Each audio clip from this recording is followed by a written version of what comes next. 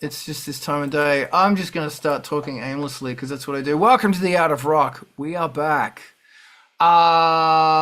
It's Saturday, and we do this every Saturday. First and foremost, I want to thank the Tongva people and the Shishumi for surviving as being the traditional owners of where I am now. That's Los Angeles, California. We're here every Saturday, Art of Rock. I wonder if I remember how to use the chat on this software. Probably not. Let's go. Oh my God. Every Saturday, hopefully, we're here. Are you going to let me type things in? Morning, Adam. How are you? This is made possible by Angelspit's Patreon. It's here. Thanks, Adam. I feel like dog poo. I got the flu, so I'm gonna. I think a few of us have the flu. I'm gonna power through this. Angelspit's Patreon. You can join it for free. You can throw me a couple of bucks. Whatever you want. Whatever you want. I am just so fucking, I'm here, I swear to the gods, I'm here. The new Ice Planet 9000 album is called the Nebula Suite.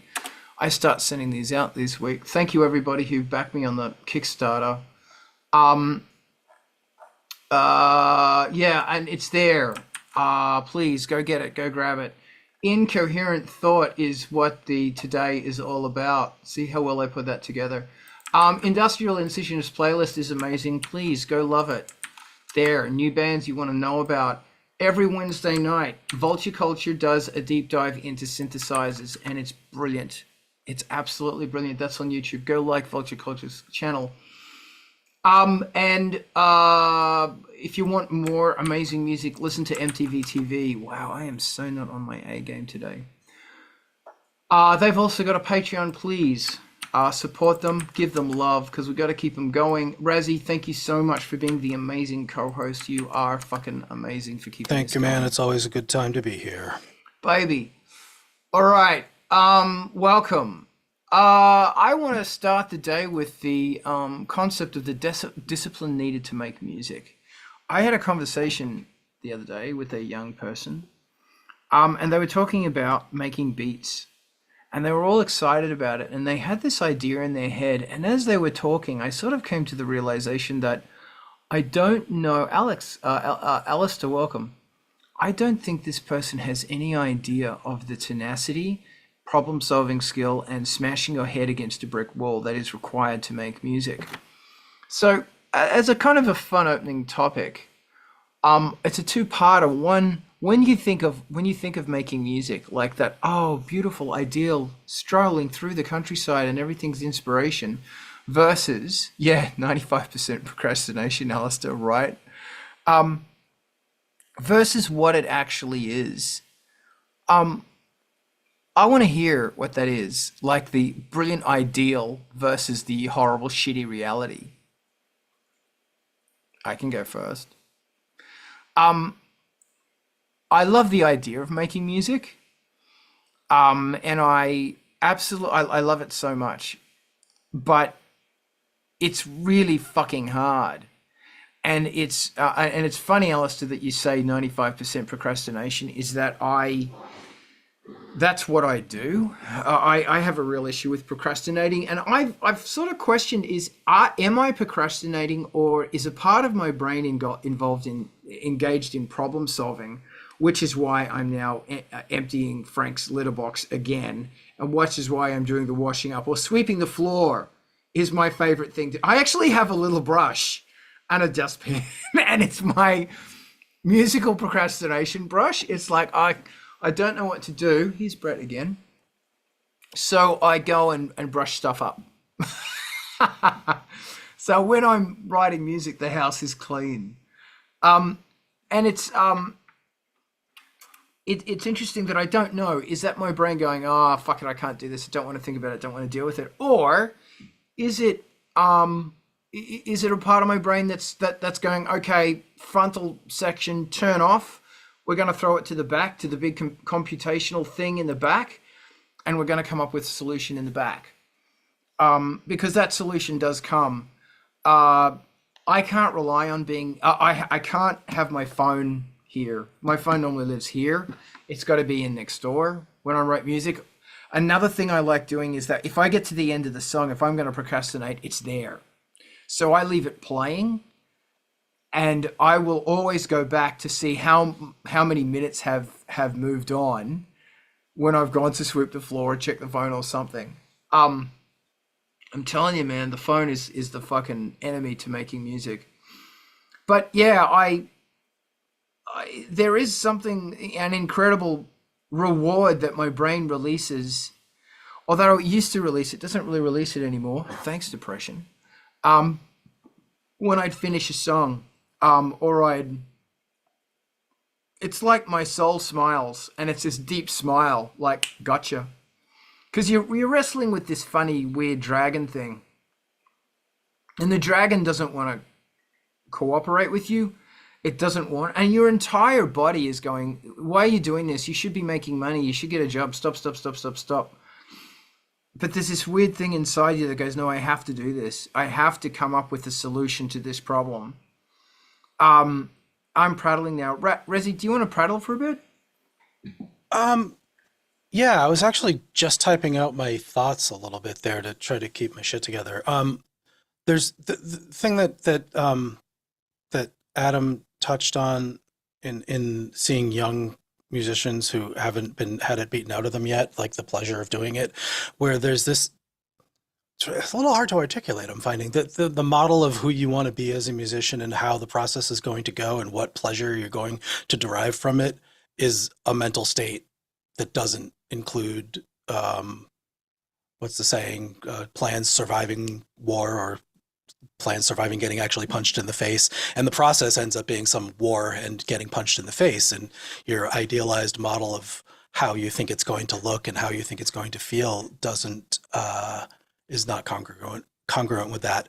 And Alistair's comment about it taking being like 95% procrastination also relates to the positive sensation of the making act, the making music,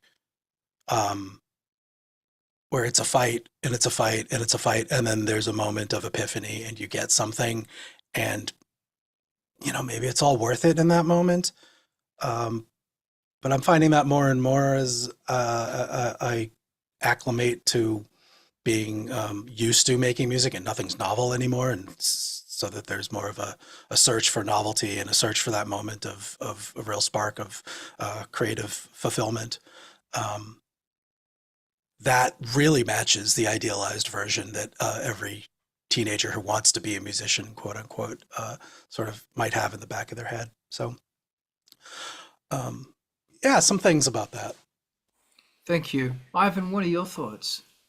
Okay, there's the ideal situation, and then there is like the reality, which is never the two shall meet. Um, you know, I definitely dealt with it this last, over this last 12 months. I mean, like if the muse just dies, like you're just you can try as much as you'd like. You're not going to make anything worth listening to.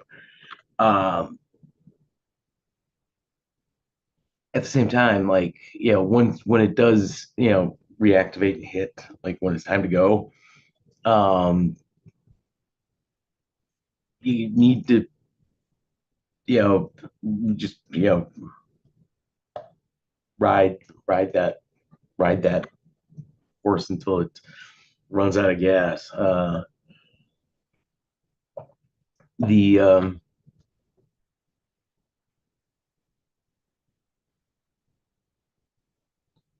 I'm running out of stuff not making sense.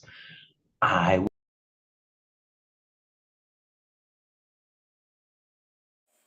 Sorry, I muted you. Come back. yeah, no, Hi. I'm running out of gas. Um, but I mean, like I used to do IDPA competitive shooting, and when a course of fire would start, when the buzzer would go off and it was time to start, you would have gone into it with a big detailed plan as to how you were going to solve all the problems that that course had set up for you. And, maybe one or two trigger pulls in, you are going to change everything about what you're going to do, because like the good plan just it never really lasts. Also, like, real life gets in the damn way. Heavy emphasis on real life getting in the damn way. Um, because it will, and it does. And it's not just doing the like the tech IT management of keeping the studio functioning, which is already pretty busy work. But it's like feeding the cat, getting the dishes done, dealing with other surprises that come out of the woodwork to do everything they can to prevent you from you know acting on the inspiration that you've got at the moment. Or worse yet, you had inspiration, you've got an idea what you want to do, and then like in reality nothing's quite working. Doesn't sound the way it does in your head. That is really upsetting when that happens. Or worse yet, you go into it with a big idea of how you want this to sound, and then a minute or two into it, you've completely changed everything about where that's headed. Because like that never happens.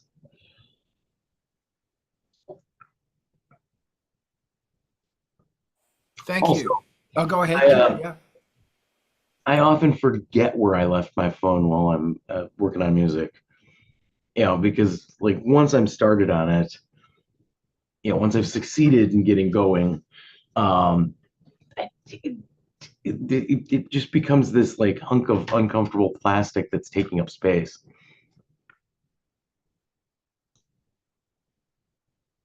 Okay.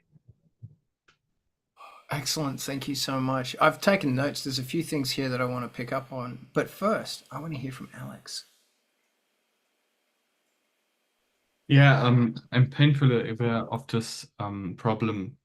When I just mess around with Ableton, it's like really enjoyable, but if I plan to finish a track, it suddenly becomes agony and nothing sounds right, and it feels like molasses. But what I wanted to mention is that if I'm collaborating and I'm sort of giving up control over the track, then I'm suddenly free again to experiment, and it doesn't feel as much as agony again. So that's something that helps me.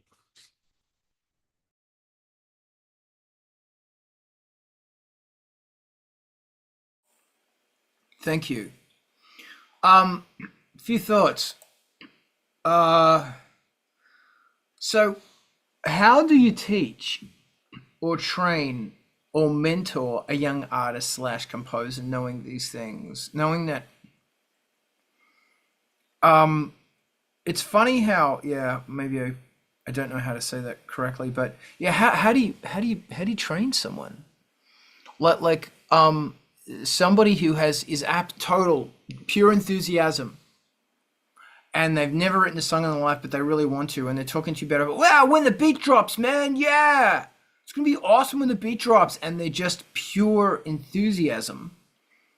How do you train that? And you can tell that their soul wants to create music, and you can tell that they are a performer. It's in them. That they are already a vehicle for music. Music has already chosen them, so that's it.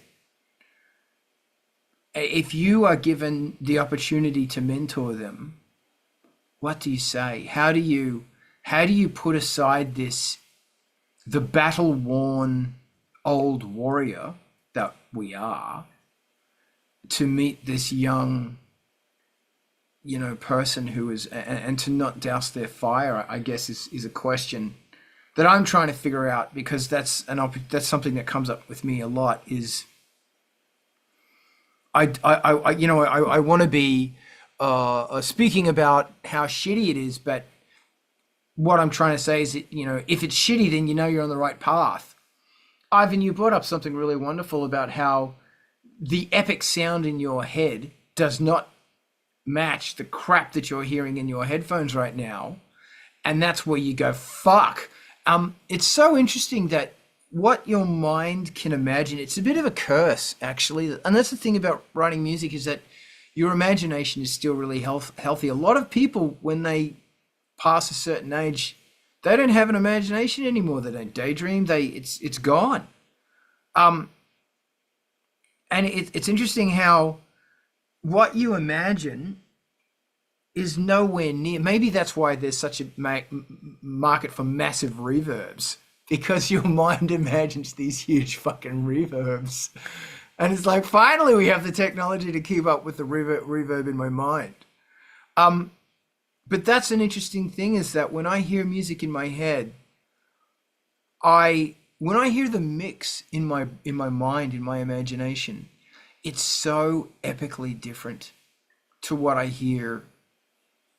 And that's fascinating to me, is that the way that my mind can hone into a sound and make it clear and beautiful in my imagination, and then it goes back, and then the other one, and if I ever did that live, the volume differences would be ridiculous. But for some reason in my mind, it works. I don't know. I'm procrastinating right now. So first question is, what words of encouragement and wisdom can you give to somebody who is, new to this path, and they're still excited without raining all over their parade? I will also mention that another thing is within you, how to resurrect the muse. Maybe we'll talk about this one later, because it's something you brought up, Ivan, which I think is really important. Excuse me. Brett, what are you thinking? So I've had an opportunity to do that, and it was kind of so when a long time ago, I used to work for South Carolina Educational Television. One of the things that I did there was an internship for we would take on every year a kid who was interested in learning more about the electronics and the stuff that goes into it, and mixing and cameras and all that other fun stuff. And so, yeah, this kid came in, and at the time, Coolio had just dropped Gangsta's Paradise. And so that was big at the time. And this kid wanted to do something along the same lines. And so one of the cool things is the genre was not something I did. So it made it real easy to not get in the way. But what I found was the most helpful thing. It's like, it came down to, I was like, okay, what are you after in that? And he's like, no, I like these sub-bass tones. And I was like, okay, cool. Check out this mixer. If we do a test tone here, we can shake the walls of the sound room. Hey, that's pretty cool. Let me bring in my SR16 and show that to you. And so I did. And I brought the SR16 in, and I'm like, so here's how you use it. And then I got out of the way. And, what it is, that thing that inspires us, that muse, is that same thing we recognize in each other. And the same thing I recognized in that kid. And it's really, the issues you have is really having access and a little bit of knowledge on how to start making mistakes with music. And that's where you're going to find all the interesting stuff anyway. So here's some tools. Have fun. Brilliant. I love that. Thank you so much. Ivan, what are your thoughts? Yeah, I think for all of us, like doing a little bit of genre bending is good. Like otherwise you become a one-trick pony, and that's kind of boring. But if you really pay attention to what's going on outside of your genre, you can find those nuggets of great things to bring in and make your own stuff better, which is good. As for mentoring a younger musician, I I would, stick to standard mentoring practices and have them start Libre MMM and keep a dream journal. That takes about 6 months, and then and then we can do the jump them in ritual. A dream journal is actually a very good idea. Oh, the dream journal is super useful. Okay. Tell me more about that dream journal. What would that look like? That, just a paper book with a pen. Go old school on that because it's going to need to. You need to be able to just get at it and throw down what happened, because especially when you're getting started, dream retention is horrible. Like most people, they have no memory of their dream states at all. At all. The good thing is, as you journal through, as you continue on, you strengthen your ability to remember, in your waking state what happened in your dreaming state, because that is essentially, it's a muscle that needs to be worked out. And the sooner and harder you can work that, the better it will work. And it's kind of useful because you can get tidbits of wisdom and inspiration from what's going on while you're asleep. At bare minimum, like that stuff is there. You just usually unaware of it. Which also leads back to what you were saying, Carl, about losing inspiration is losing creativity as you get older. Like, it seems like the universe is trying really hard to take us while we're at like young and at our most creative, and then like slowly but surely, like glacially, just push us into just being NPCs. When you say NPC, what do you mean? I mean, well, great day for fishing. I still don't know what that means. Hello, adventurer. It means NPC. non-player character. All right. Non-player Okay. character. Thank you very It comes much. from video games. You're not the player. You're one of the animated drones put in there for you to interact with. Okay. Thank you. The motivations of them are usually, like, their motivations are always kind of very pre-canned and vaguely boring as a result, because they just kind of do the same thing over and over again. Or at least if you watch, they do the same thing over and over again. Okay. Okay. Thank you. and- I don't want to talk and about tell the computer truth. games. I really don't. And to Please go. tell the truth, humans end up in that state as well. I mean, I come home from work, I microwave dinner, I sit down and watch whatever on TV or YouTube, whatever my favorite platform is. Then I sleep, and then I get up and I go to work, and then I come home and I make dinner in the microwave and put on my favorite media, and then do the same. It just repeats over and over again. It's kind of Okay. horrible when you look at it. That's my version of hell. All right. That's what we have music, and that's what we're talking about today. Ivan, thank you so much. I really appreciate this. Razi, I see your hand. I don't know how to mentor, and I don't aspire to be a role model, but if you've met someone who's got that thing, seems clear that they have something to offer, or you enjoy what they're doing, and there's an aspect of their personality musically that you can vibe with. I mean, treat them like they have something to offer, and just do the collaboration with them as if they had something to offer, and work with them, and take them up on that energy. And I think that feeds into a bit of seeking the muse angle that you were also mentioning, and take that inspiration from them, and hopefully don't suck the life out of the youth energy that they had and vampire off everything they had before its time. But in that collaborative effort, you may not end up with anything that you would use, and they might not end up with anything that they're going to release, if that's the putative goal for task, but you will have fostered something, and you will have traded new ideas and old ideas and professionalism and enthusiasm and come to an interesting meeting, hopefully. Yes, thank you. And that's what I like what you said, Brett, about just show them the tools. And yeah, I guess addressing the questions when they come up, you know?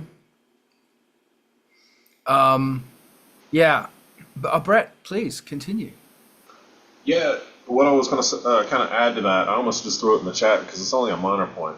What I've seen is like, you know, like with us all, you know, once you get that chance to, and for me, where it came to synthesizers, for example, when I was a kid, I was in some gifted and talented programs and things like that. It was like a summer program.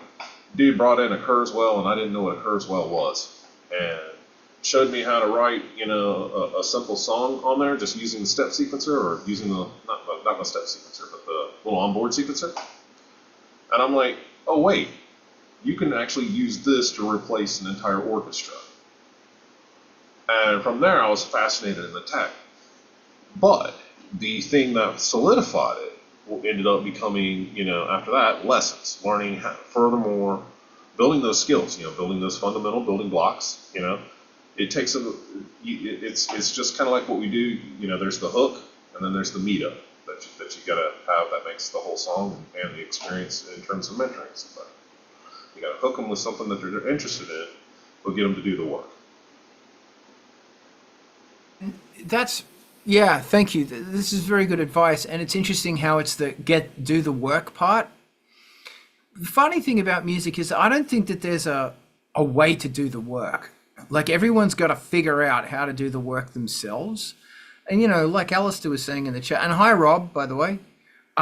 Alistair was saying in the chat before, that might be procrastinating. You know, my situation, yeah, there's a bit of procrastinating in there. There's a difference between bad procrastinating and good procrastinating. Like when you're sweeping the floor procrastinating, going, damn that fucking bass line, what am I going to do with that bass line?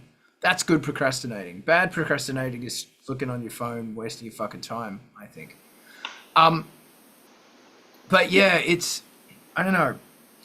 That thing goes back and forth on so many of our topics, you know, where it comes to like self-promotion, Yeah.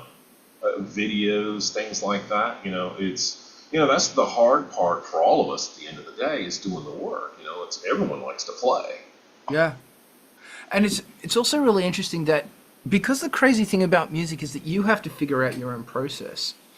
And your process is going to radically shape your product, your art.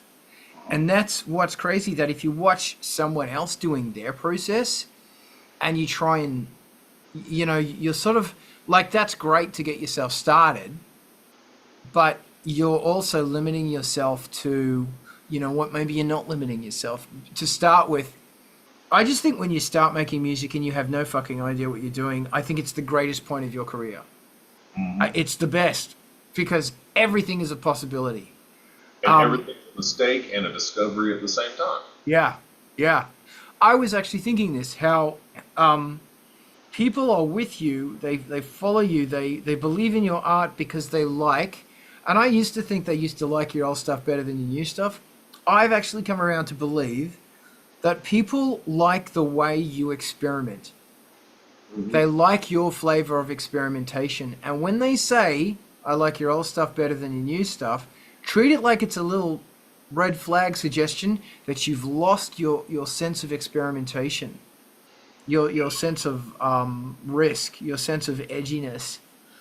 And that's such a huge deal for an artist. It's not about finding that original sound.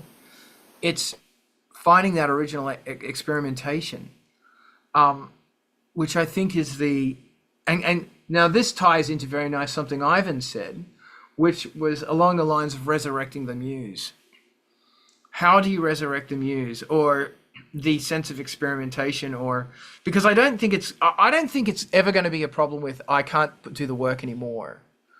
The problem for me at least becomes I don't know why the fuck I'm doing this, or everything sounds the same, or I've lost the joy, or basically whatever that core experimentation is, it's now gone. Anyway, so the thing I'm throwing out now is, and we're streaming onto Instagram. Hello, Instagram, by the way. And everybody in the Zoom, I put a little link there. See that little link there in the chat? Feel free to put that in. I can't mention that link, but you're welcome to put that link in any of the chat forums we're doing today. And I kind of appreciate it because I'm not allowed to. But we're not going to talk about that. So please copy and paste it and spread the love. What I do want to talk about is resurrecting the muse. And how do you resurrect the muse? Or the, whatever that explorer, experimenter is. The inner Laurie Anderson. One of the ways is your acquisitions. Oh, Jesus. Thanks, Brett. Thank you. So look at the smile. Look, do you see the Alex just went into instant yes mode, and Ivan's loving it. Thanks, Brett. Rezi, do you want to tell me something amazing? It came to mind before. I think you used the term making music when we started talking about this topic, and you veered into writing a song, and there's a lot of breadth between those two ideas, and finding the muse in making music means so very many things. There's so much you can do to be making music, and you talked about pushing the broom around, ruminating over if the bass line is good or not, and that's making music, and practicing your skills and dexterity on your instrument, and that's making music, and studying how harmony works in your genre effectively is making music, and practicing singing is making music. And there's so much to it that if you can't find any of that, I mean, joking aside, you may need medical help. I mean, there's a lot of times when none of those things work, and this has nothing to do with the muse being absent. It's a clinical case that you might have other, there may be something beneficial you can do outside of that. But barring some sort of physical or emotional barrier to this stuff, there is just so much you can do to be making music. And that we talk about the muse, the inspiration, finding the spark, and in each of those things, each of those ways of being in the music and making music, there is some potential moment there just waiting to be uncovered, and it's a discipline to find them and push through.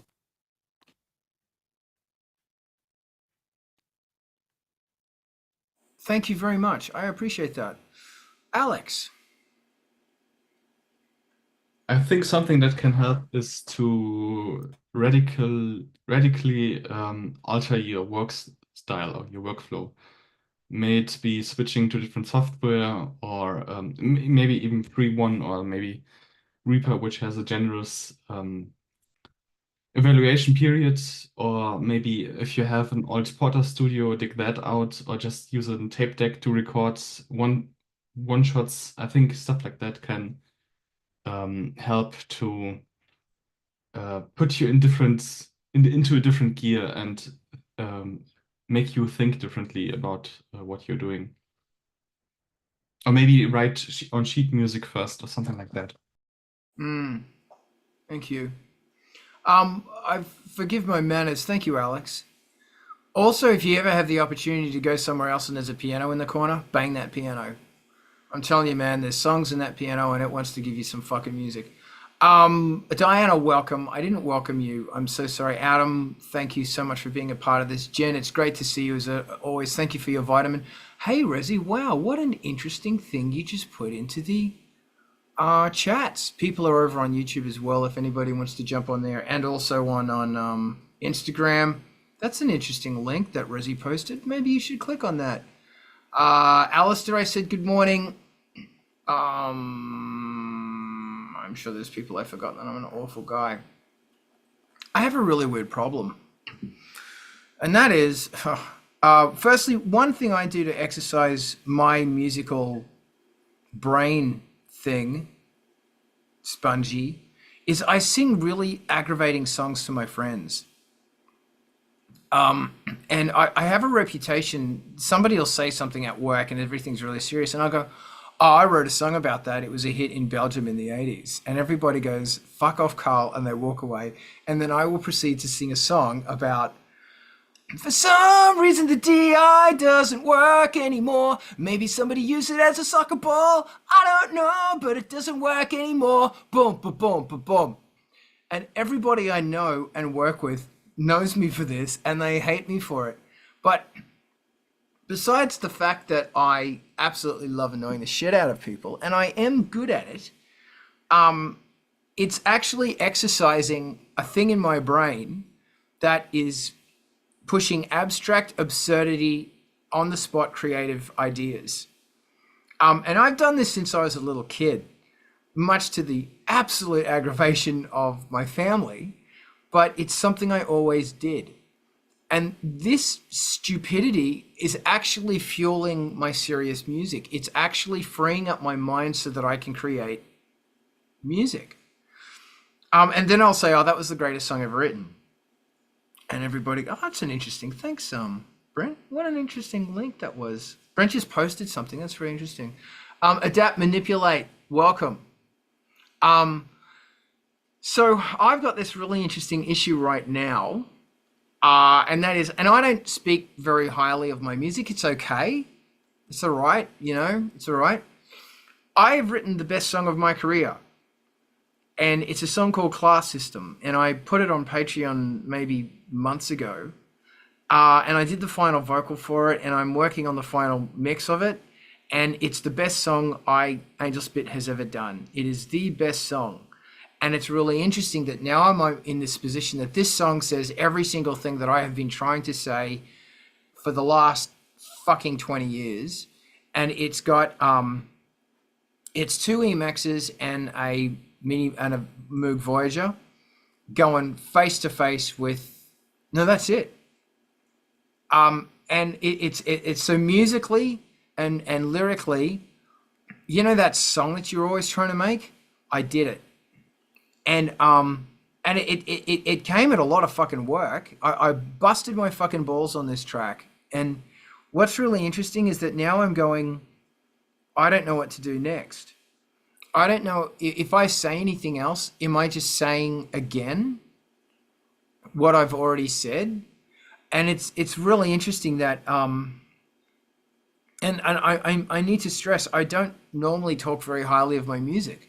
And someone else is going to hear this song and they go, I don't see what the big deal is. It's crap. But I'm going to go, well, that's how I feel. That sums the fucking whole thing up. This is my anthem. And I'm just in this really weird place right now where it's like, I don't know what else to say. And although when I look at my phone here, I keep all my lyric ideas and ideas on my phone. And I have got maybe 20 scroll screens worth of lyrics. And I think I figured out a name for the album as well. Of more ideas. So there's a whole bunch. There's another album here, easily. And that's the other thing, is that it's become so hard. Maybe it's because there's so much process involved. I don't know what it is, but it's become such a slog to create a song. Like drudging this shit up. And that's why I love Ice Planet 9000, is I can go, positive healing energy, now it comes. Almost every Ice Planet 9000, song is like this, positive thing. But I don't know what I'm trying to say here. Just gotta fucking keep going. Brett, help me out. I'm spiraling. So my thought to that is, and this is just an idea. Maybe you borrow from literary tactics. It's like, okay, now we've established the thing. How did we get here?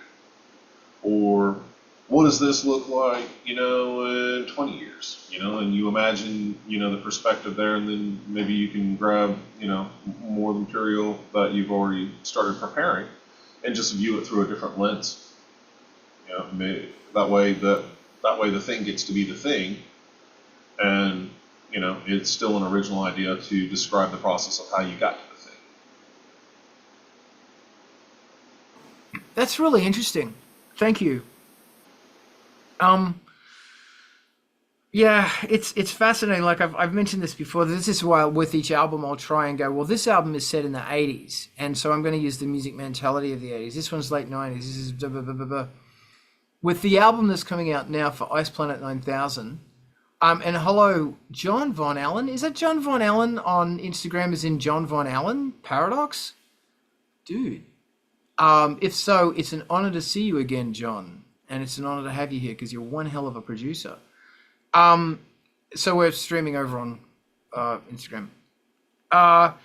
With this album, I didn't go, it's set in a time, it's set in a thing. I just went, which is interesting. Because like setting stuff to a technology is fun because you can go, oh, well, I've got that synth in the corner that I've never used.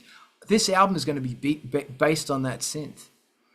And doing that is actually really fucking fun because you go, you just connect with something really wonderfully. Yeah. And each different synthesizer has a different way of verbalizing and shit. Know what I mean? But yeah, I don't know. I listened back to other, Angelspit albums and there's a lot of instrumentals and I need to get back to the instrumentals. Like there's one really nice instrumental on this one, but I think I want some more or something on. And even this process that's going on in my mind right now, this is a good process because, my mind is already saying, oh, hey, we could do this, we could do this, we could do this. It's the problem solving despite the despair. And I've got the flu, by the way, so I'm one grumpy prick right now. It's still trying to find solutions and answers. And that's the great thing about music is it makes you find solutions and answers.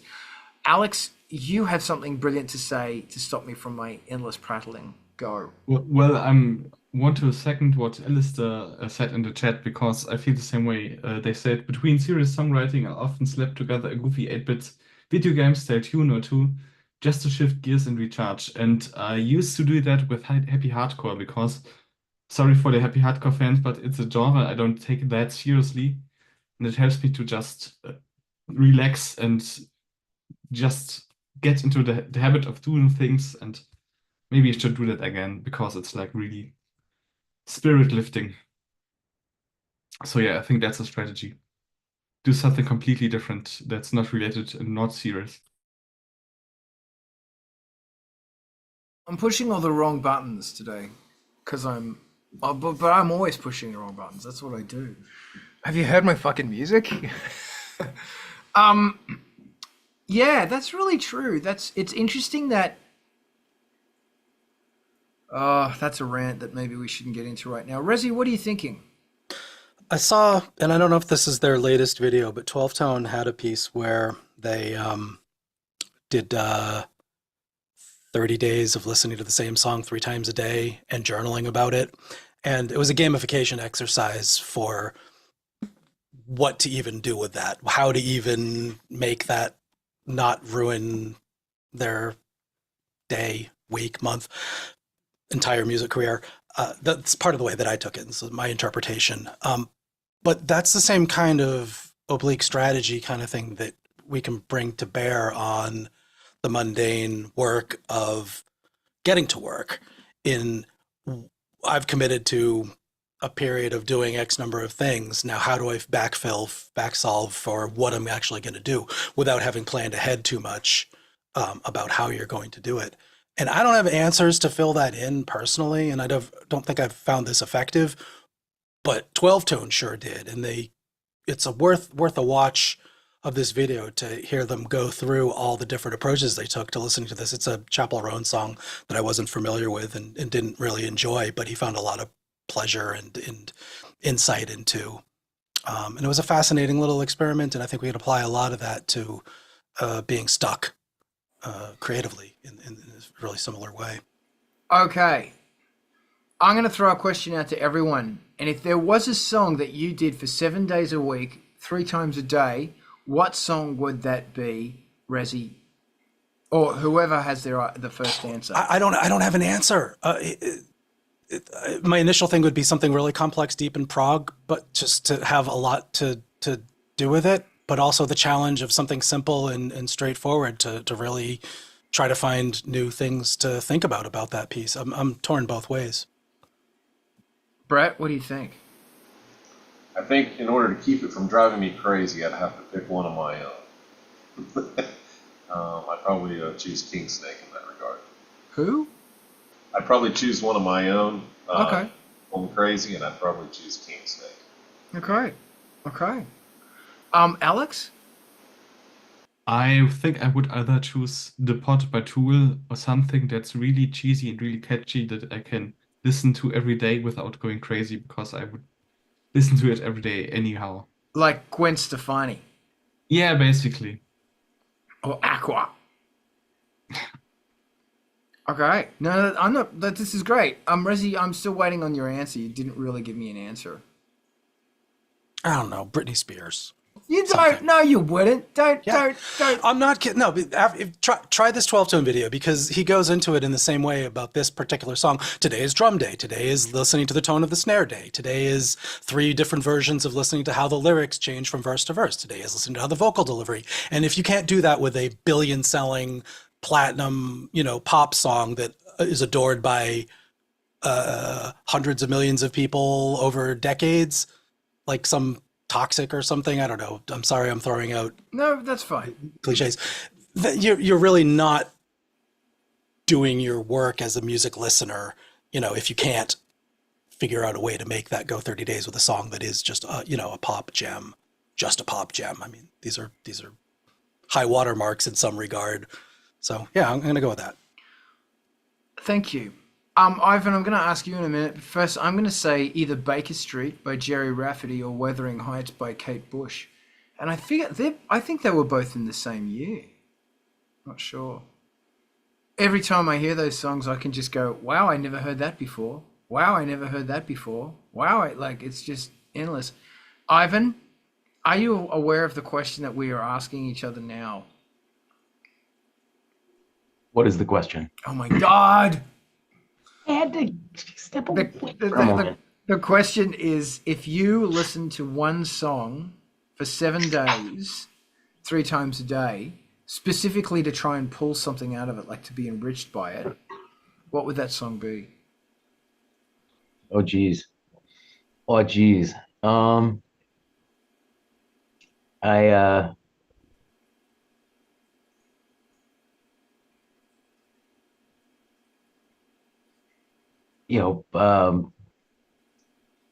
I'm in swing between, it's either 4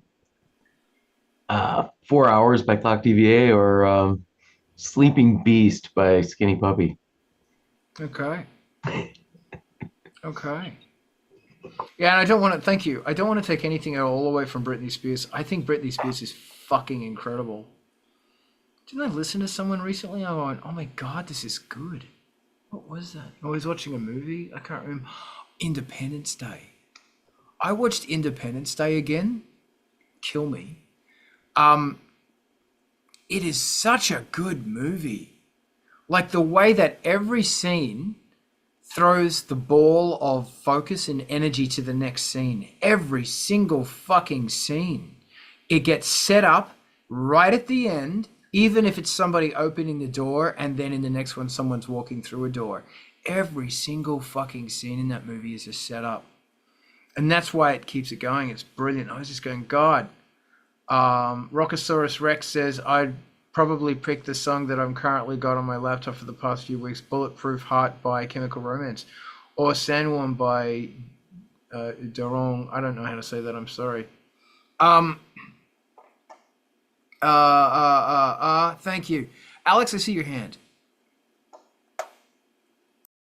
That's why I like listening to songs on different speakers, even though they might not be the best systems in the world. You always hear something different in different listening environments and listening devices. Like maybe you have like these cheap $5 earphones, and you suddenly hear aspect of the drums you never heard before, or maybe you have this really expensive setup and you hear another dimension of the song you never experienced, or you I don't know, stuff like that is really interesting to me. That's really interesting. Thank you. There's some fantastic conversation going on Instagram as well. Thank you for watching on Instagram. And the importance of listening to stuff outside your genre. Oh, yeah. And also finding a modern song as well. Somebody brought that up. Like, try and find. That's a good thing about. I work at the LGBT Center in Hollywood sometimes with youth, and so I'm constantly exposed to new dance music. And you know, dance music's always been hit and miss, always. But I tell you, man, there is some mighty, mighty music being created these days. It's great to hear that they'll play some track and it's like, my God, what the fuck is this? And it's really interesting how there's this song, and it's like the bass line makes no sense. It makes no fucking sense. It's borderline noise, and it's borderline. It's not in time. It's nothing. It's what the fuck. Holy shit! It works. It really fucking works. And it blows my mind, you know, for people who go, and you could tell that the people who did this weren't, you know, they knew exactly what they were doing. They're good at this shit. And they're listening to a lot of music outside the genre. Like they're listening to a lot of funk or something. And it was like, wow. Wow.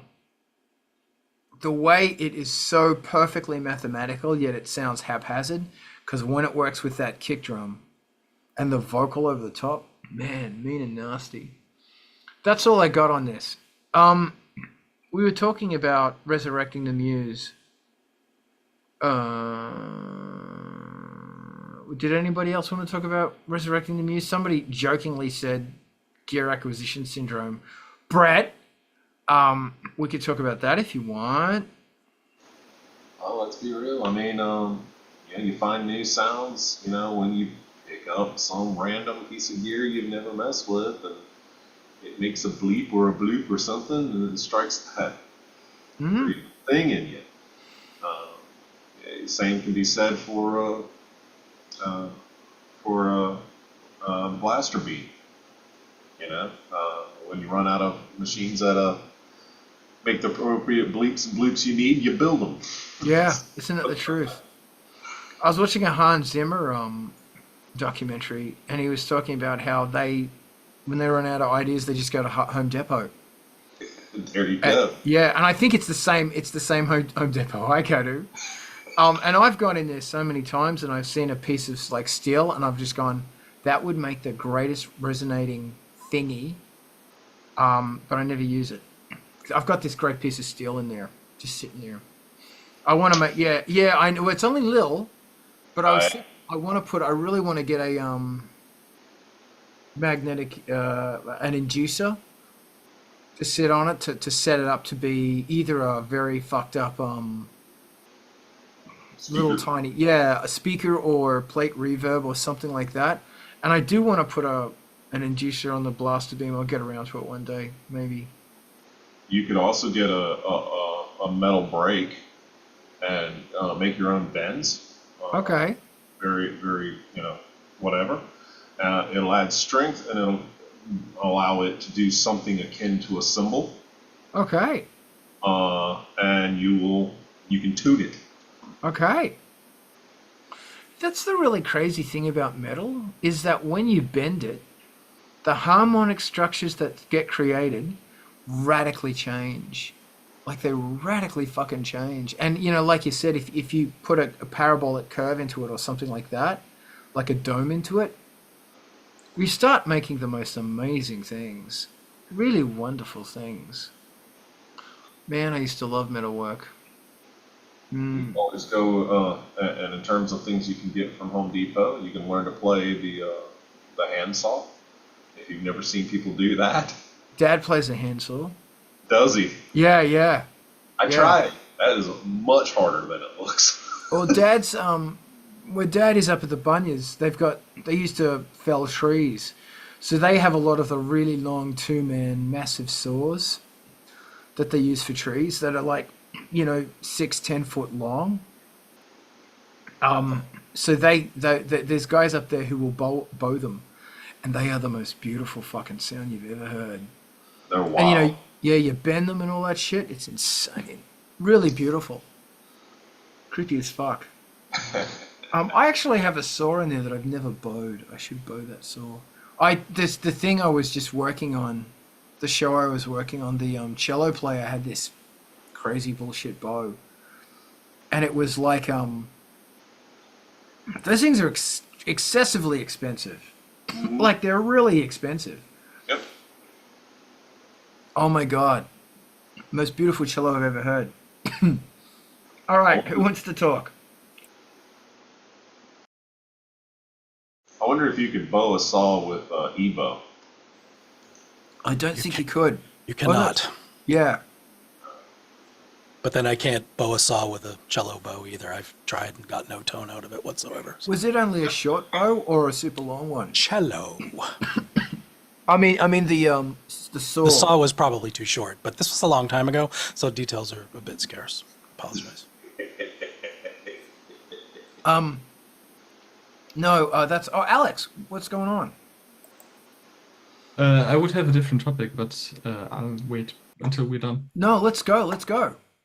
The long-winded explanation is I've been uploading something to YouTube that I wanted to upload 2 years ago, but I did now. That led me to research how to best get your video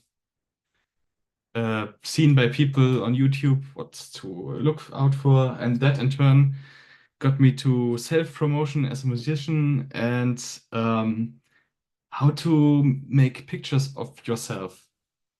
Do you have any experience with good self-portraits? Do you just hand a digital camera or your phone to a friend?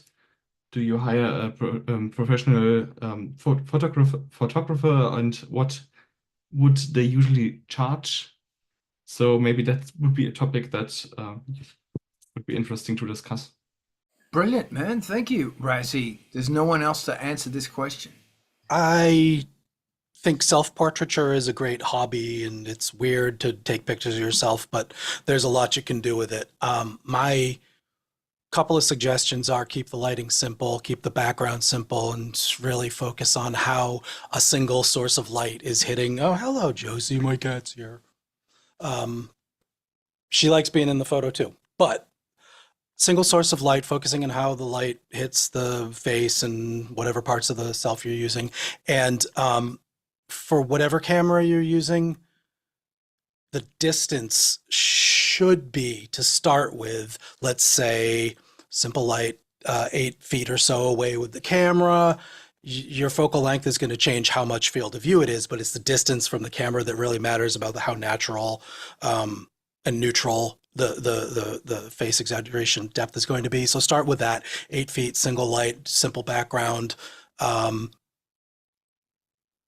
and have whichever camera system you're using, whatever allows you to be able to look at the results in real time, use that. So if it's your phone and your watch that work together, or if it's your camera and a tablet that work together, or if it's a camera that has an HDMI output and you're going to put it into your TV, have that, eye line with the camera so that you can work with the light one at a time, the background one at a time, the distance from the camera one at a time, and isolate these things and start building some fucked up or interesting or dramatic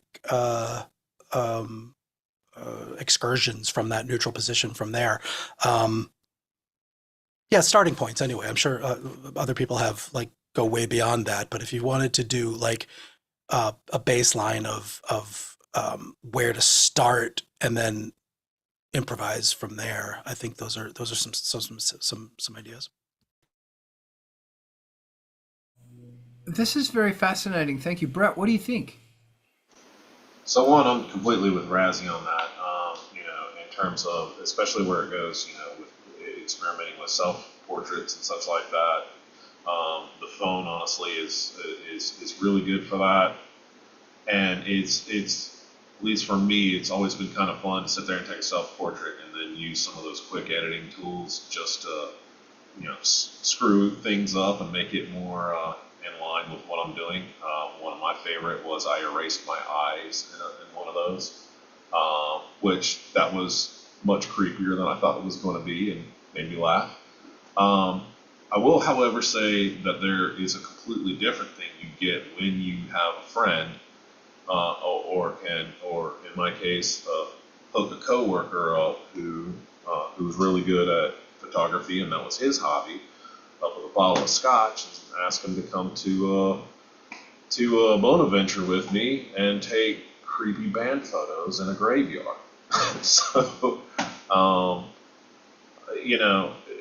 I would, if any of like your coworkers or something like that, if it's their hobby to do photography, I would explore that as an avenue. It's worked out really well for me for that style of picture. It saves you some money and you have a good time, and then you get the advantage of being able to have something through a different lens, I guess you would say, but at the same time something you can still edit and tweak. Okay. This is good. Thank you. Resi, what are your thoughts? Are we ready to move on to phase 2? Have we spent a couple of months or a couple of years doing the basics? Okay, good. Watch some videos that professional models have put out about how they do stuff with their bodies and faces. Because if you've never thought about this stuff, it Excellent is a new world. Sorry, Alex?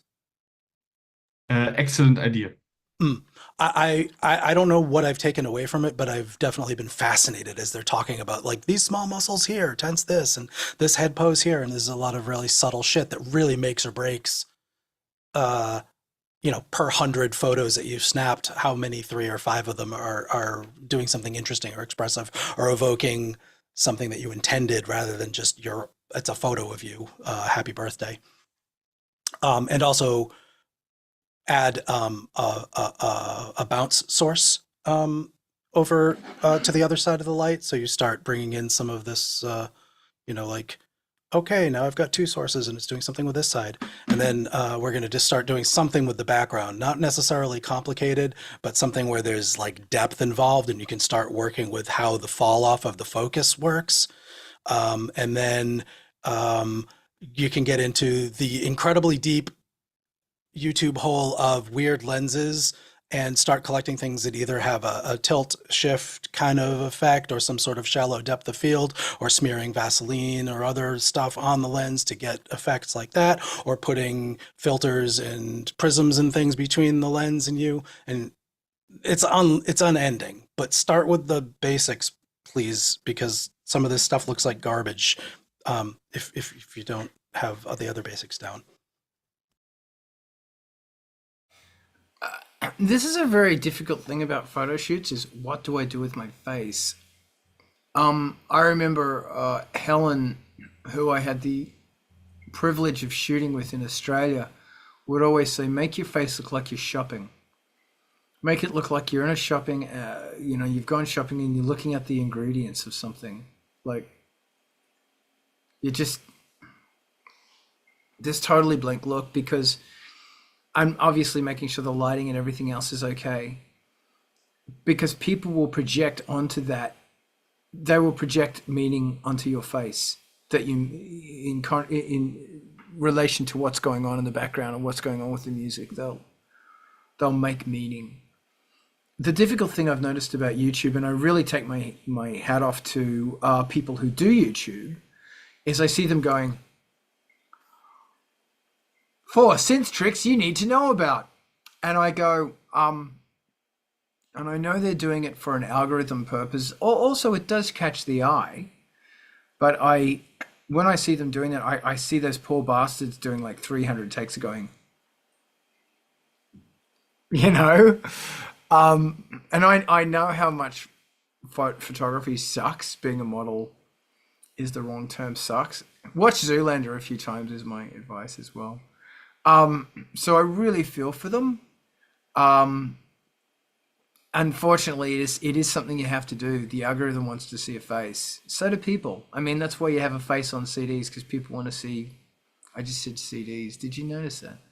People want to see a face. Raziel, I want to hear what your face has to say. You mentioned the blank projectable face posture, and Tina Fey put it really well. I think it was she used to do modeling before she got into comedy, apparently. She said something like, make it look like you just took a lot of cough syrup, and she just transformed into this facial posture that was like exactly that, but she looked like a magazine cover immediately. It was uncanny. It was incredible. I will have to look into that. Tina Fey. I'm not surprised. Yeah. So there you go. That's my thoughts. Alex, did this answer your question? Did this help you in your quest for information? Maybe. Maybe. Yeah. I see your hand. Sorry, it's just said my internet connection was unstable. Follow up. If you were to shoot outside with a friend, what are good locations or interesting locations to use as a photo background that are accessible to you? Do you have maybe some favorites apart from maybe the classics like Graveyard or something? No graveyards and no brick walls. And if you shoot against a brick wall, don't wear black leather, don't have a friend who's bald, and don't wear sunglasses. Like, oh my God. I actually don't shoot outside just because sun, and sun's really unpredictable, and sun's evil. The sun is evil. It's not here to free us or give us hope. It's here to destroy us and to destroy our photography as well, unless that's what you want. You could use it to be really creepy. But Razzie? Well said. You pretty much summed it up. Outdoor photography is especially challenging because of the contrast. The sun is something over 10,000 lumens. It's so much brighter, and the contrast ratios compared to studio lights are just absurd, and you can't capture all of the range. So you can end up with something of a compromise, especially when your eyes are acclimated to the base level and you get sun in them and you're squinting, and it limits where you're going to position yourself. But if you do have to shoot outdoors because you found a location that is evocative of something that you really want, and I'm not answering where the location is because this is so subjective, shooting at golden hour in the morning or blue hour, where the sun is not direct and you are getting some sort of coloration and stuff. There are times of day and there are tools you can use to predict when they are and which direction the sun's going to be going at, get an ephemeris to predict all these things, and it becomes a crazy hassle. So avoiding shooting in daylight and using studio shots will give you a lot more to work with. And if you love the location, you might not love it once you place a person squinting and being in the contrast of it in it, and it could complicate things. So I'm not going to advocate like spending a lot of time figuring that out. But if you do have some strobes or studio continuous lights that can compete with sunlight, or you have some sort of this thing to cast a diffusion of the sunlight so that you're not in full brightness, you start getting into things that you have to practice doing, but you can absolutely do brilliant stuff outdoors. It's just the 1 in a million shot where the sunlight is in the right place and the background is now the clean and perfect leading lines that you wanted, and it shows the mood that you wanted, and the contrasts are all there. It's so rare.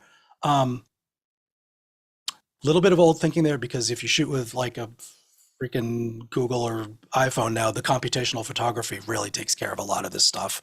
And I sound like I'm talking about a DSLR because I am. You might be able to get away with it all and ignore everything I said. But general wisdom is, if you're in control of the lighting and you use less lights and your backgrounds are simple, you're so far ahead of the game, and you have to manage so much less unpredictable stuff, like Carl said, that it's hard to recommend a location or yes, go in sunlight and deal with the sun. It's tough. It's hard. If you're doing effect stuff and you just want to like experiment, get out there and do it, because you'll see these things immediately. but it does present some challenges immediately to getting a good shot or a usable shot. Thank you very much. Brett. So everything everyone has said is absolutely correct. And my approach is to avoid the warranties. So I'm going to have the incorrect approach. In that regard, I'm not a fan of bright sunlight, but that has more to do with me being a redhead.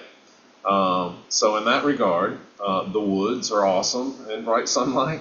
If you want to shoot there, just use what's around. You're trying to get reflective light at the end of the day is what everyone's trying to get at. You can accomplish that a lot of different ways outside. You can use the shadows of buildings, for example, as backdrops and whatnot. And if you set up, a reflector, a soft reflector, and if you don't have one, something you would put in your windshield on a bright sunny day to help keep your car cool, works as a reflector, and it works as a diffuse one, and it does pretty well. The other thing about it is you can shoot at night, and then all those tricks with your flashes and everything come into play. It's a different effect, but then you start getting, how those lights interact with the environment that you're in. Graveyards are fun, but, they're overused. Unless you've got, one that's like really, really old. And in my case, like Bonaventure is like it was one of the first graveyards in the United States. So it's older than most of the states, actually. So things like that have very unique character. Cities are awesome. Cities also help control the light, just because if you've got tall buildings and whatnot, they're going to end up doing a lot of that reflecting light for you, and you're going to have a softer light versus the harsh, direct, light that they're talking about, in broad, open daylight. There's also magic hour stuff that you can do, if you're looking for a softer, more golden tone, if you will.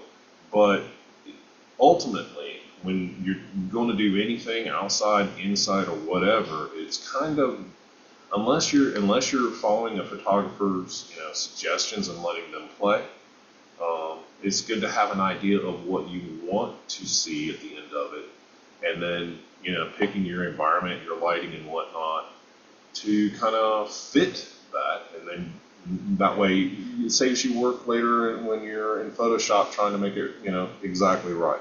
Just kind of like our dolls and sampling and everything else. Okay, thank you. Just before I forget, if you want really good diffuser, I just use baking paper. It's great. It just diffuses stuff everywhere. Also, if you want inspiration, there's a movie called Gretel and Hansel. I don't know if you get, yeah, it's great. If you get Tubi in Germany, it's such a good movie. It's the colorizing. There's so much stuff about this movie that's really, really smart. The production, the sets, it's lovely. Really beautifully subtle computer graphics that you don't even notice. Absolutely love it. I even talk to my face. Yeah, the being in Milwaukee, we've got Kohl's department store. Like, their photography department is here, so they will take a ton of footage. Usually late afternoon as the sun's getting ready to start going down. And they like to shoot in the city. They're shooting down in the Third Ward frequently. And even at that time of day, on a clear day, they'll have a ton of reflectors to bring in more light.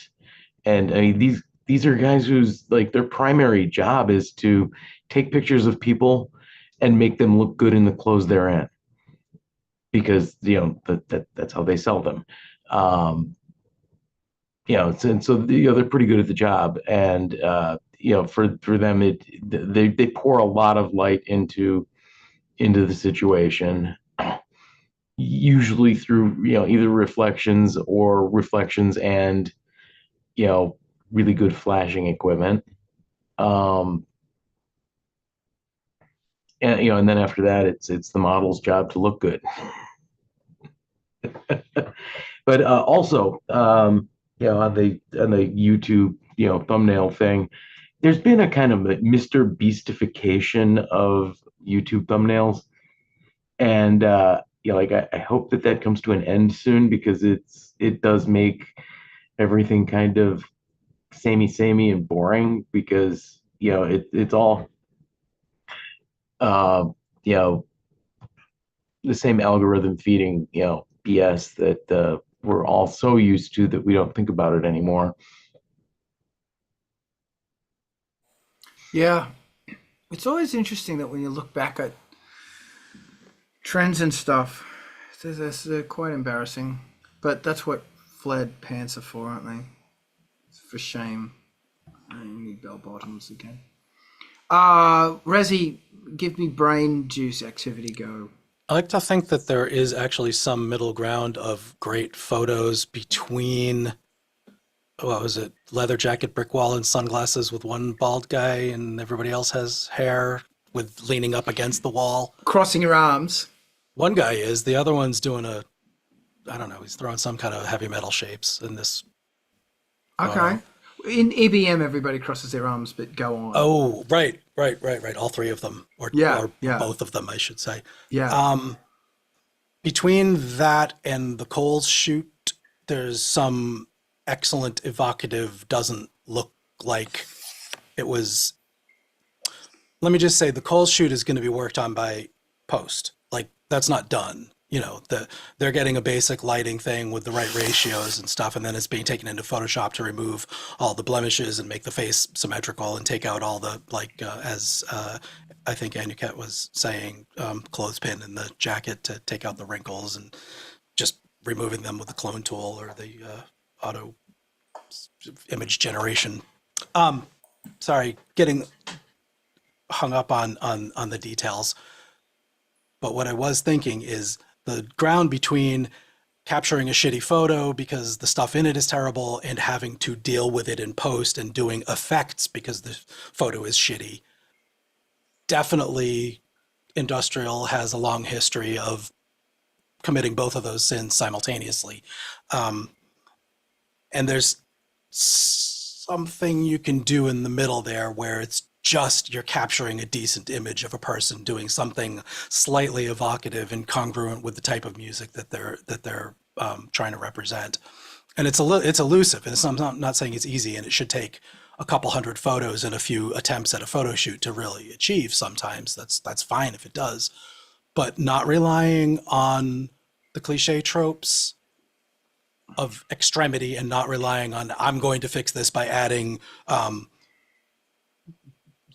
non-scale appropriate dirt and glitch effects on it. That'll fix it.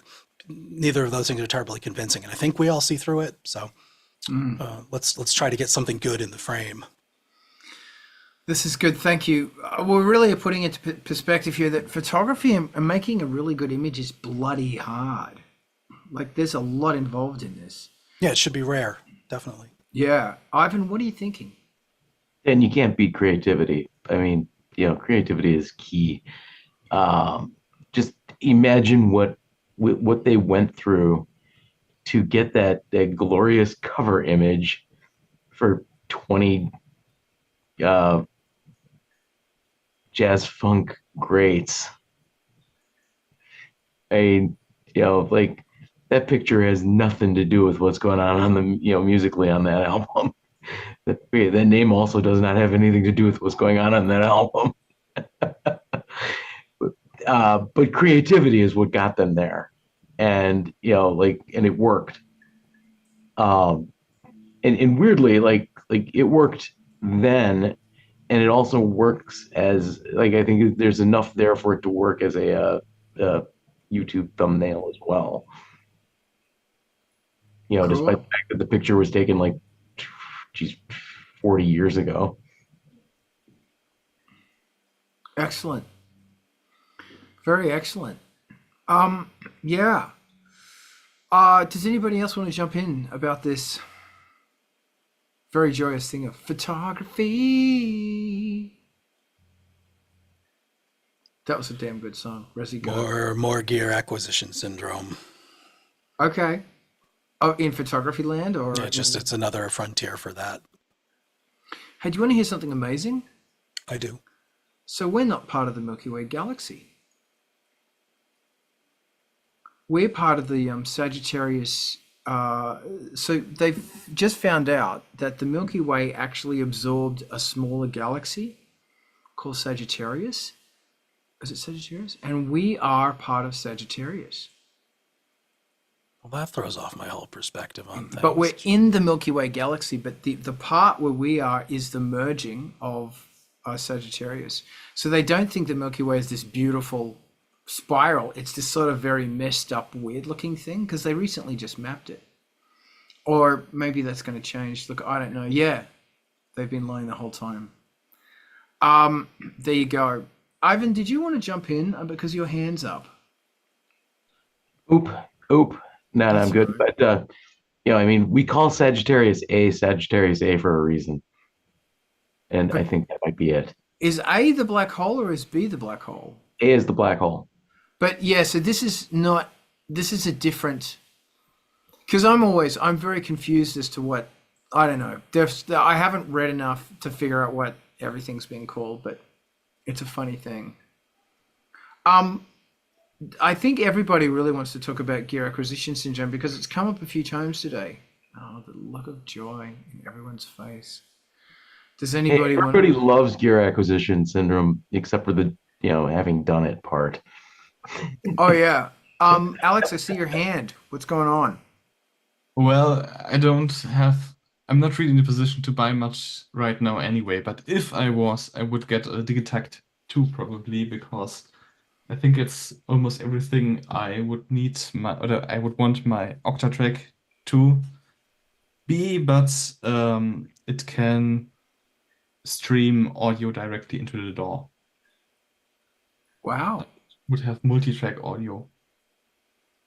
that's Yeah, crazy. that's the thing I would buy first if I had the money. Okay.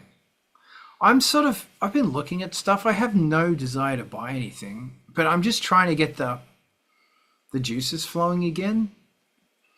I've mentioned this before. A great way to get the juice flowing is like watching videos of gear that you already own or reading the manuals of gear you already own. It really, man, I have to do that.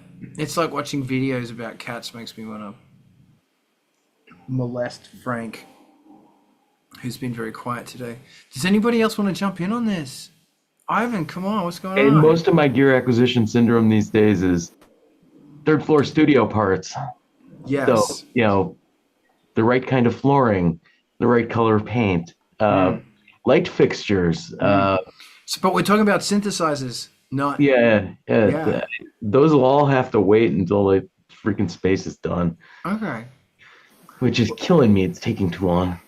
It'll get there. We're watching this progress. In Jen, in answer to your, have you read the manual?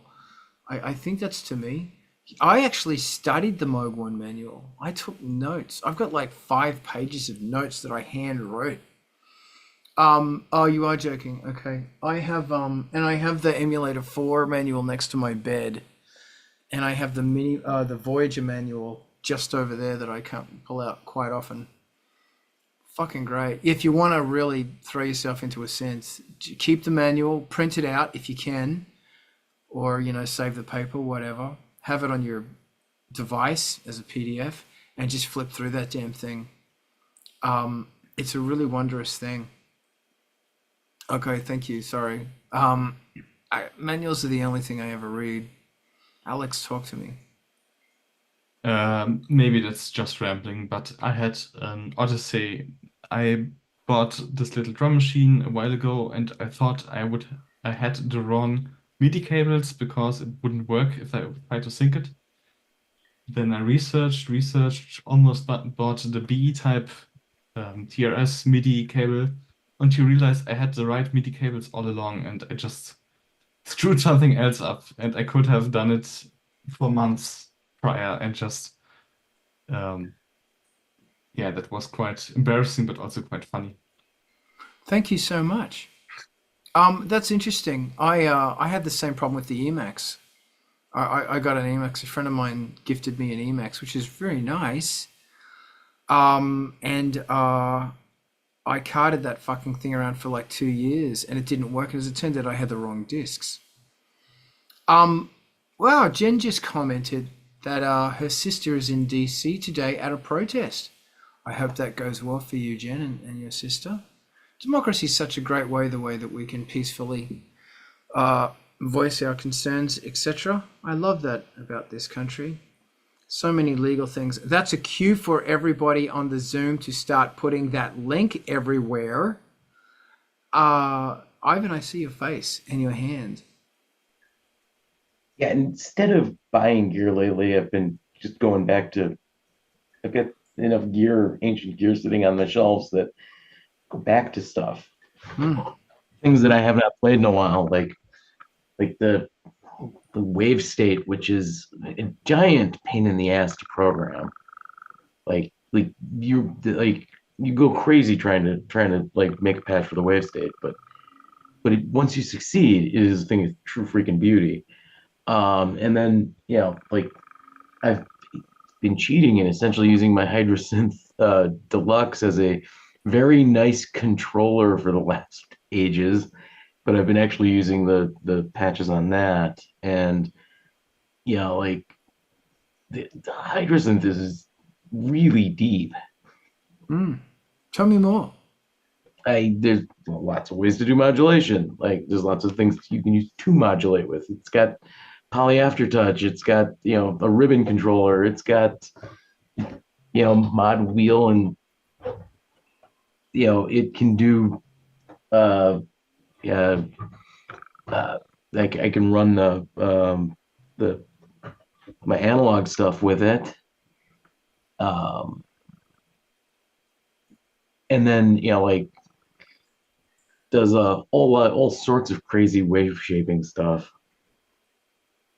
That's exciting. Makes it kind of fun. That's another fun thing about, like, when you're reading about just listening to you talk now, when you're reading about a synth or you're reading the manual of another synth, to go, well, how can I do this on my synth? Oh yeah, no, and I've been having a lot of fun with that lately. Take a sound from another synth, and then move the idea of the patch over to some other piece of equipment. And then really expand on it. Like, what that synth can do that other synth can't do, or vice versa. Adapt Manipulate also loves the Hydra. I was going to get one. If I weren't on call, I would be in force. Good on you. Good on you. Brett, good on you. Yes. So yes, that's exciting. I have been looking at bass pedals. I do want to get a goddamn bass pedal. I've been wanting to get one for so long. And the Keith, what's his name? Wilson or something? The 12-step? McMillan. Thank you. Great idea. It's a brilliant idea. But the pedals suck. Yeah, that form factor that he uses with the rubbery, spongy silicone molds.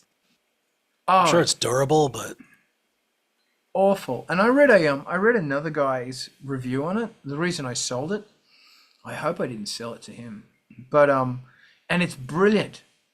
But it's the click they suck. And it's like, man, if you came out with the number 2, that was the wrong use of words. I apologize. If you came out with a second version that actually had pedals on it that could do all of that, because you could roll on those pads on a foot pedal that would, and if you roll this, pushing down is one controller, shifting it is another controller, and it's got velocity.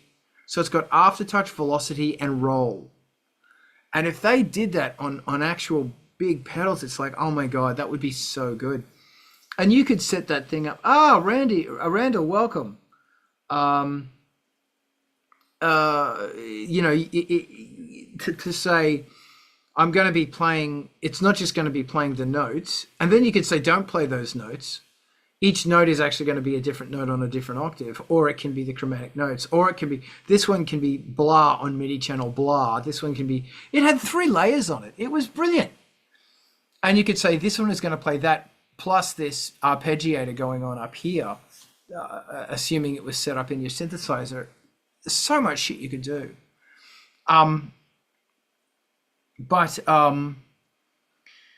Yeah, I was looking at the Taurus and some other things, and the real thing that the Studio Logic seems to be the one that's working, because it's like, I really don't need another fucking synth. I've just got so many synths. The pedals would be great, but the thing about it is that how often am I going to be using it? And it just, great idea, but I'm not going to use it enough. And it's not going to drastically change the way that I write music. Sure, live, but I don't have any live gigs on the horizon. So anyway, there you go. Alex? I was going to say look for one on Craigslist, but I looked and I didn't find any. I think here in Germany we have like nationwide like 7 on sale right now, but Wow. I couldn't find any in Los Angeles. It's really interesting that something this guy was talking about as well was how it's such a potential market, but no one's really gone into it. Like if somebody made a pedal that was like $300-400 mark, 1 octave, and also the size of the distance between the pedals it's not a constant thing. It's not a standard. Nor do a version which is more narrow to the Moog version, which is more wide compared to the Studio Logic version, which is kind of in the middle. You know, I don't know. I think there's so much you can be doing with them. So much you could do with them, but people don't give a shit. Whatever. I don't care. I can't. Somebody tell me something amazing. We talk about the Melbourne Instruments rotocontrol in the show, or was that just Yeah, in our private discussion? We did. That it was a really good. I'm still looking at it. I haven't bought one yet, so I'm hoping somebody else has tried one or something. Anybody? Price is going to go up. Yeah, I know. Yeah. Oh boy. Yeah, it looks like such a great idea. Great idea. I have absolutely no use for it, but I know a lot of people would. Because like if everything you're doing is soft synth, it's, I don't know. Yeah, I think it's a great idea. Come on, Ivan, Brett. Talk, God damn it. What should we call this? Sorry, I was in chat. We were kind of, there was a question in there about using different devices to, like, on your body or whatnot to grab, basically grab sounds and whatnot. And so I was commenting to that. And, my idea towards that regard was at one point in time to hook up, basically create a suit covered in piezo sensors, and then take finger drumming to that next level, hook it up to different drum machines or different, like the Elise's DM5s and whatnot, and then create sounds. Because I mean, at the end of the day, all that becomes is notes. You just can define it however you want. But It always comes back to Laurie Anderson somehow. It does, doesn't it? It does. Thank you. I that's great. And thank you for taking part in the chats, by the way. Wow, everybody's talking about these protests, which of course I'm not going to comment on. But it's so good people are talking about these protests in the chats. That's great. I love the way Americans are taking charge of their democracy, which is their right under the Constitution. It's very good. It's a voice of hope. But of course, you do what you choose to do. I can't comment on any of that because I'm an immigrant. So I'm not going to comment on how good those protests are. Alex, what's going on? Maybe if there's interest, I can talk about my thoughts and findings about putting something out on YouTube. Yes, please. You were So, talking about that, but we kind of railroaded you. sorry? You were getting to that, but we took it off topic. I'm sorry. I'd love to hear No, your no, no. It thoughts. was just to get to the other point, at least initially.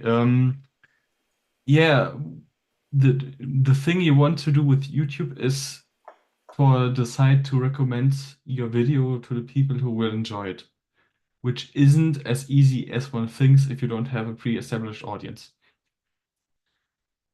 So the ways you can do that is to have like in the title and in the video content things that pointed in a certain direction. The problem is with music that there's no spoken text in the way it is in a blogging video or something.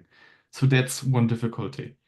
So you also have like tags, which apparently the site doesn't use anymore, and your description. So what I try to do is to put as many tags into the description to point in the right direction. My mistake was to put the gear I used into the description as well.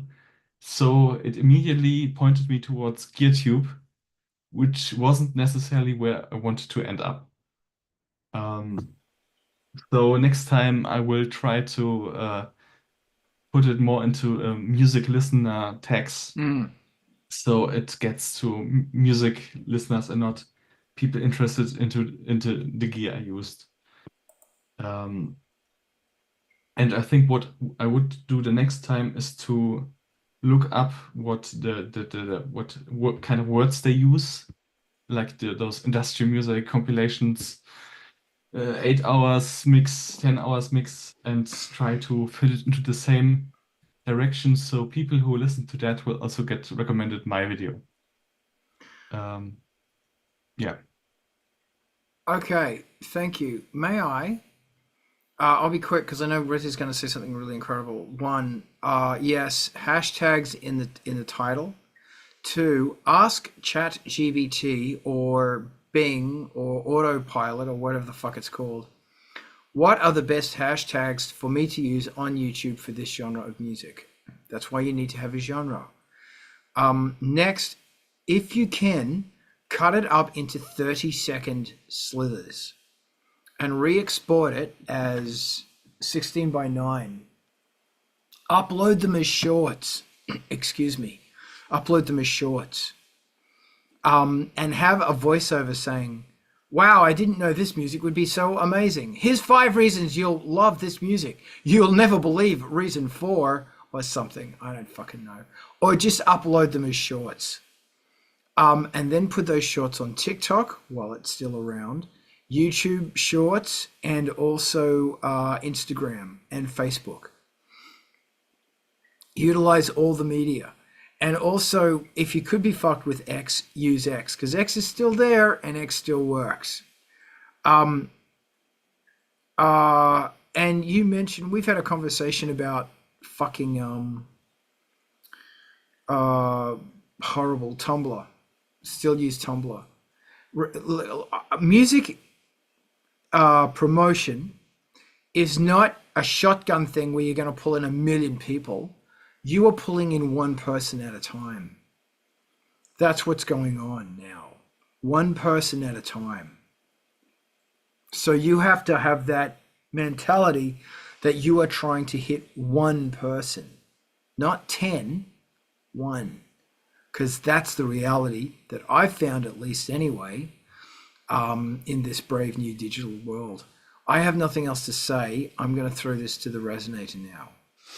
Most of what I'm hearing, and I try to listen to people who are successful in the genre about what they do for YouTube. I don't know why, but it seems interesting. Most of what I'm hearing are, it's kind of a baseline of maybe 10 or 15 videos before you can get a pattern. So changing your tags on the same video and changing your thumbnail on the same video and figuring out which one had more, doing these like sort of marketing A/B splits. I say this every time we talk about it, but that is one of the effective ways of testing out which of your tags is ending up where. And there's things you can change on the fly or about or among videos. So worrying too much about how successful one video was of a style versus worrying about observing performance of 10 or 15 videos where you changed a couple of things and did something slightly different. You start getting a little bit more information out of what you're doing. I'm not sure if I'm really hitting the point that I intended to make with that, but it's tough to get any usable information out of one video that you made, perhaps, and one set of tags that you used and where those ended up. Because it's a little bit deceptive that things end up on GearTube playlists, or if they end up on a classical music critique playlist accidentally, the algorithmic presentation may be onto something, even though it bristles your aesthetics. It may just know that there are exactly 5% of the people who are strictly listening to violin concerti that are extremely interested in your particular oscillator of that synth. Bad example, possibly, but it makes it a little bit confusing and complicated to worry about what happened with one video and where it ended up in which playlists. But over the course of a month of releasing 2 a day or whatever your crazy ambition is, you can start seeing the trends and keeping track in a little spreadsheet or whatever your marketing approach is to this stuff, and make some intentional changes to your meta content and your hashtags and titling and thumbnails and all that stuff that can influence where it shows up, and playing by some of the YouTube rules. But there are also another thing to pay attention to is when somebody that you like puts out the how I do it tutorial about their channel, that a lot of this information leaks out. Thank you. Alex, what are your thoughts? Yeah, I second what Raziel said, that you shouldn't judge one video too much and maybe look for the bigger picture. And I think what I would try to do is to just have maybe 3 or 5 videos in the pipeline and release them maybe 1 a week or 2 a week, and then use that as a guiding, I don't know, as a guide. And the second thing is on Tumblr, they have this new thing called communities. And the nice thing about them is that they are not as algorithmically controlled as other social media. So I'm in the one called Underground Musicians, and in a goth one, I also made one myself for synthesizers and goth industrial, but hardly anyone is there. But the other ones are active. I think one has 2,000 members, and the underground artist one has 200. And it might not be the most effective thing, but I think I got one true follower/fan through them. One person DMing me, "Hey, I like your music, where I can listen to more." And maybe if one would be feeling interested, that's a place I found. Awesome. Does anybody want to jump in at this point?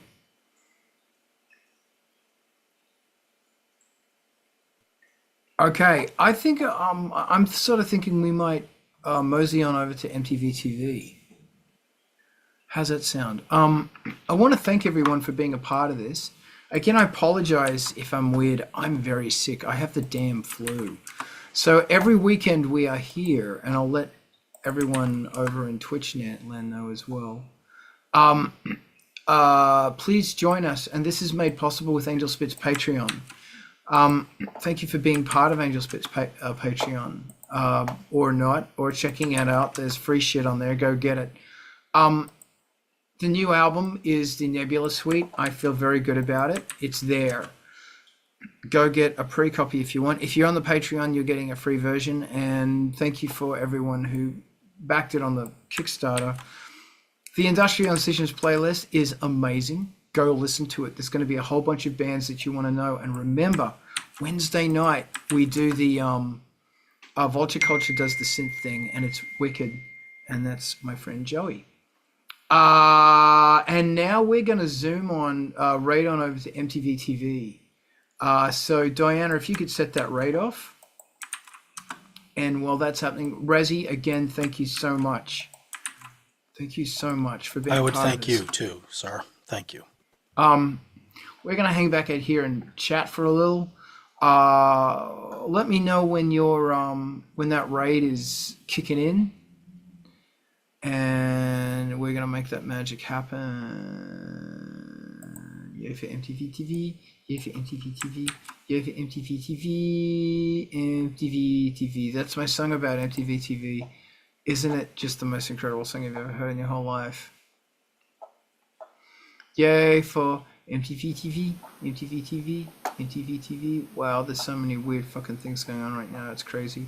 You know, I don't know how to work fucking the chats on all this shit and everything. I keep going, how does that work? I don't know. Are we rated yet? Yes, we are. Fan-fucking-tastic. All right. Thanks for being a part of this. You are incredible. Rock.